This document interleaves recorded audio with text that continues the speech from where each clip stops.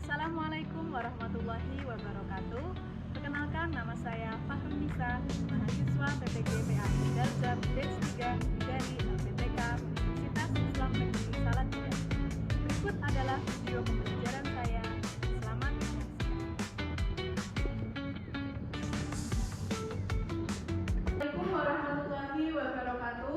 Waalaikumsalam warahmatullahi wabarakatuh. Selamat pagi semuanya. Pagi, Ibu. Sehat semua ya, kabar? Alhamdulillah.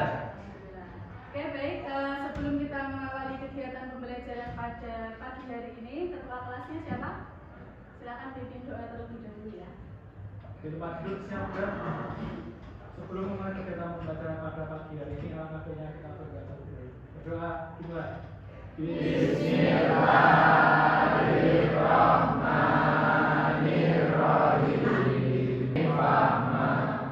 Amin ya rabbal alamin. Oke, saya absen terlebih dahulu. Afriska, Julian, Akmal, Alfian, Alicia. Oke, baik. Berarti yang sakit ada 2 orang, yang PKL 1 orang, ya. Oke, baik. Pada pagi hari ini, gitu ya, kita perlu kembali mengingat bahwa tujuan dari kalian berangkat ke sekolah, tujuan kalian menginjakkan kaki ke sekolah ini untuk apa? Jadi diniatkan serius untuk menuntut ilmu. Jadi fokus pikirannya hanya untuk belajar, tidak untuk main-main. Oke, baik. Sebelum kita memasuki materi baru pada hari ini, kira-kira ada yang masih ingat nggak dengan materi kita di pertemuan sebelumnya? Silakan. Apa ini? Perkelahian antar pelajar. Ya, minggu lalu kita sudah mempelajari tentang perkelahian antar pelajar. Hari ini kita akan lanjut kepada materi menghindari minuman keras.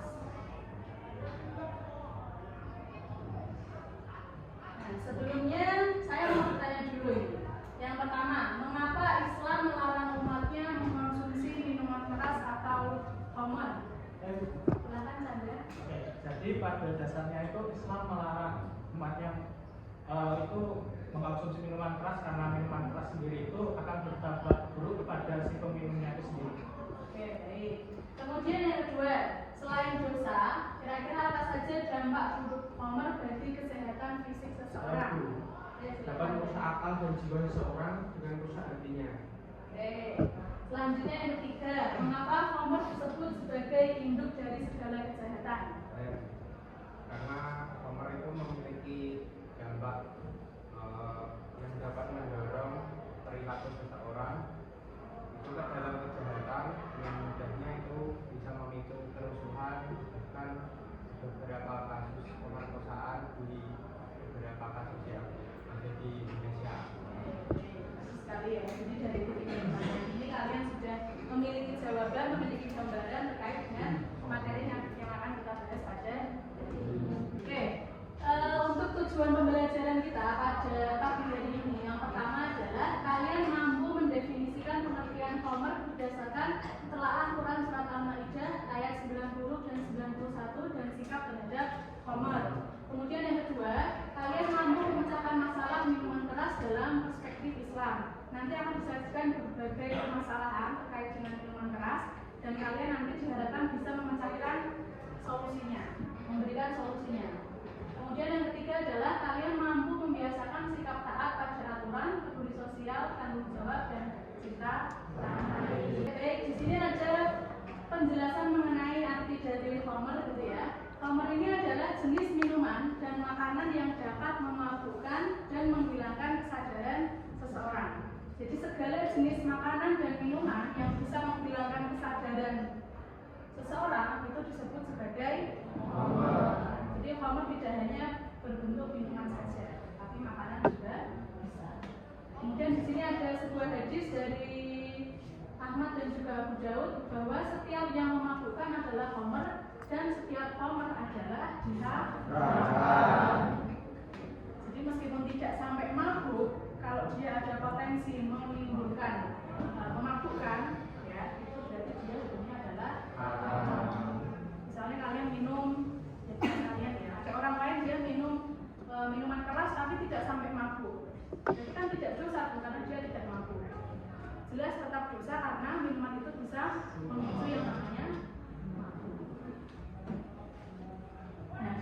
dalilnya ya. Quran surat Al-Maidah ayat 90 dan 91 yang berbunyi, ya ayyuhalladzina amanu innamal khamru wal maisiru wal ansabu wal azlamu rijsum min amali syaitan fajtanibuhu la'allakum tuflihun.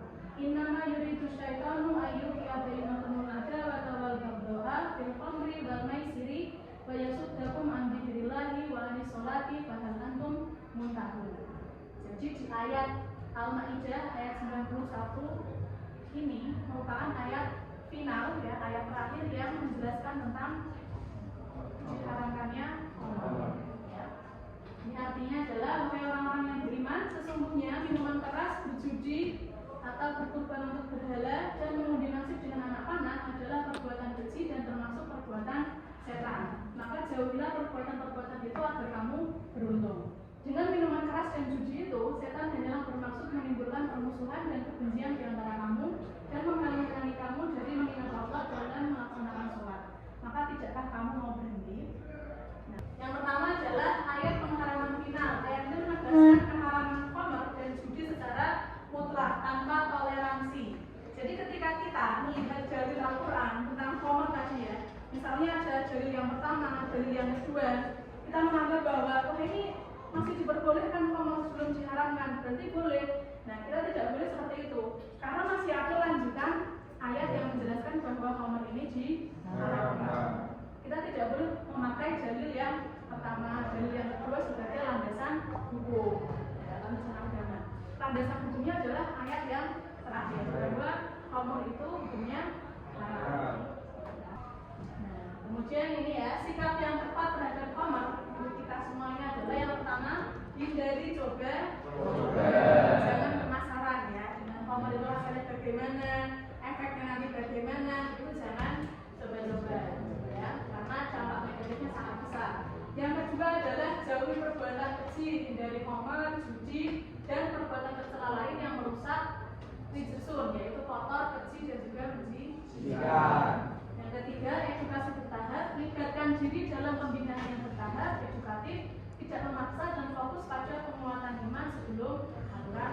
Kita harus menguatkan iman kita dulu ya, agar tidak mudah tergoda untuk mencoba-coba yang seperti ini.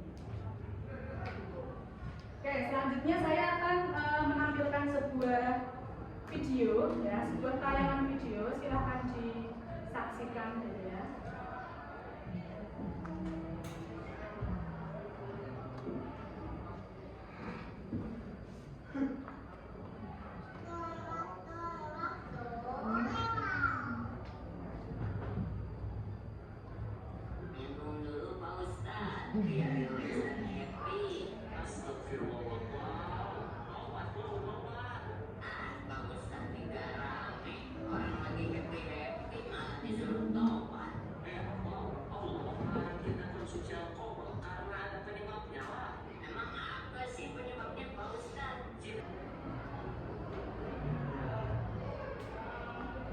Dari video yang sudah kalian saksikan tadi, kita bisa mengambil kesimpulan bahwa yang namanya minuman keras itu bisa merusak tubuh.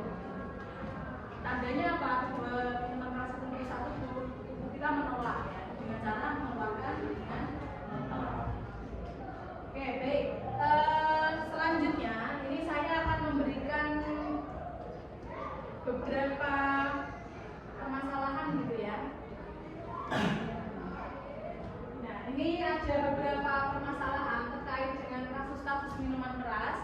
Nanti silakan kalian diskusikan dengan kelompok. Jadi setelah ini kita akan membagi kelompok terlebih dahulu, gitu ya, sesuai dengan cara menghitung ya. Itu nanti sesuai, kalau sudah silakan kalian hitung dengan kelompok kalian masing-masing. Jadi sebelumnya saya akan memberikan arahan ya, bagaimana cara mengerjakan LKPD ini. Di sini sudah ada permasalahan terkait tadi ya, minuman keras.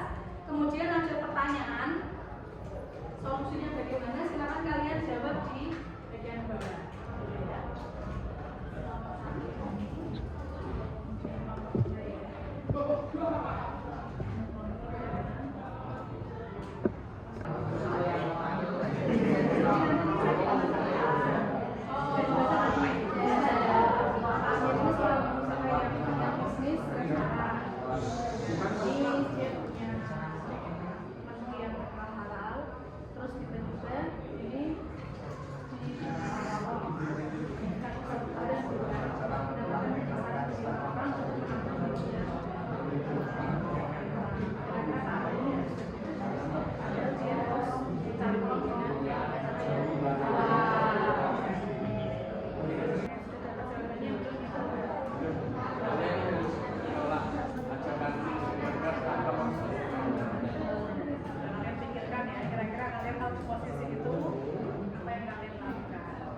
Oke,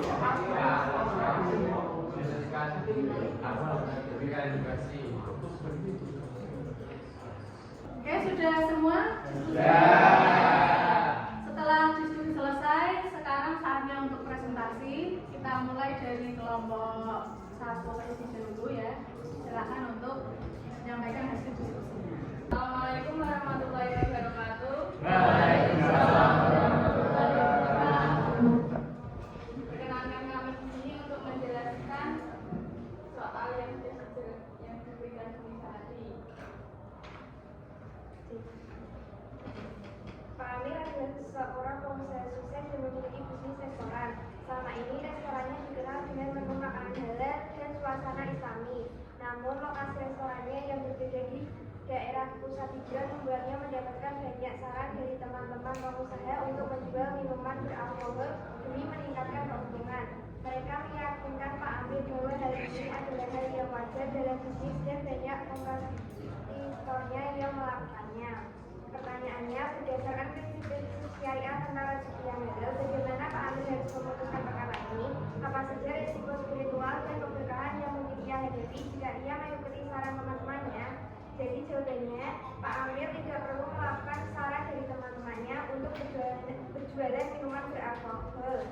Tidak ada risiko spiritual yang besar karena Allah SWT telah mengatur rezeki masing-masing umatnya. Kita tidak perlu melanggar larangan untuk mengejar rezeki haram tersebut. Cukup sekian dari kelompok kami. Jika ada salah kata, mohon maaf. Wassalamualaikum warahmatullahi wabarakatuh.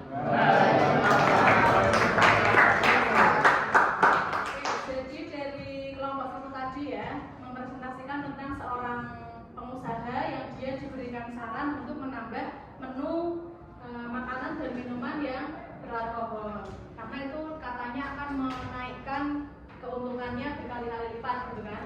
Tapi karena Pak Amir ini dia tetap teguh dengan imannya, dengan komitmennya untuk tidak mau berurusan dengan alkohol, maka dia menolak saran dari teman-temannya untuk menambah menu alkohol. Jadi ada sebuah larangan juga ya. Dosa itu tidak hanya untuk orang yang mengkonsumsi minuman beralkohol, tapi orang yang berjualan, orang yang menyajikan, orang yang mengantarkan alkohol itu juga berdosa. Jadi sebaiknya memang tidak usah berjualan seperti itu, karena rezeki sudah di. Oke, bagus sekali presentasinya. Mari kita berikan applause.